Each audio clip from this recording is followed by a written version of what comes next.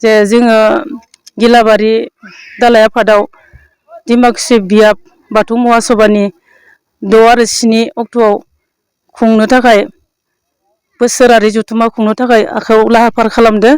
बेयाव जोंनि गासै डिमाकुसि बियाबाव 50टा दालाइनि गासै माइनाव आफादफोरखौ फैनानै बेयाव गाजा गोमजायै जाफुंसार होफैनो थाखाय आङो गुरैयै खावलायहरनाय थाबाय आरो एसेनोसै बेखिनिखौनो बुंनानै खुलुमनाय थाबाय।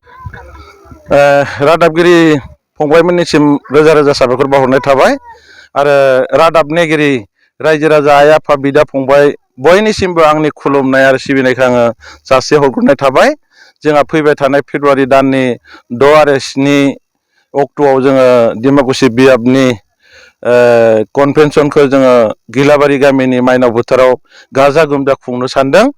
दा बेनिनो आङो बयखौबो बे गिलाबारि गामियाव गाजा गोमजायै हेफाजाब होफैनो थाखाय आङो गासै आंनि बियाबनि रायजो राजा आइ आफा बिदा फंबाय नोंथांमोनखौ आङो बे बियाबनि गाहाय आफादगिरि जानानै बयनिसिमबो आङो आर'ज गाबहरबाय। दा बयखौबो गाजा गोमजायै हेफाजाब होफैनो थाखाय आं बेखिनिखौनो खावलायबाय। डिमाकुसि बियाबनि सिङाव मोनबेसे गामिफोर दङ? डिमाकुसि बियाबनि सिङाव जोंहा दा बर्थमान 50टा गामि दङ। दा 50टा गामियाव जोङो 50 सा करि जोङो खावलायनाय जादों बेयाव फैनो थाखाय।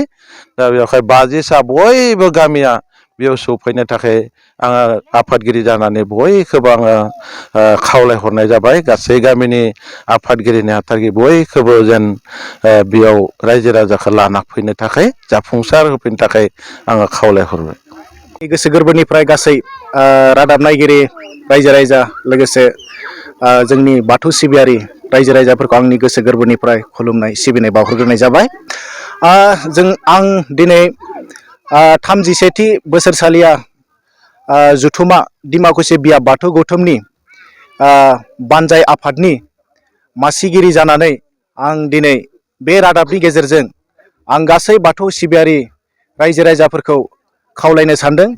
जोंहा फैगौ 6-2 फेब्रुवारियाव जानो गोनां 31थि बोसोरसालिया सावराय जथुमनि बे मेलाव गासै बाथौ सिबियारि रायजो राजाफोरा लोब लोब फैनानै जोंनि बे मेलखौ मेहेरगोनां खालामना होफैनो थाखाय आं बे रादाबनि गेजेरजों जोंनि गासै बाथौ सिबियारि रायजो राजा आइ आफामोनखौ गुरैयै खावलायहरनाय थाबाय।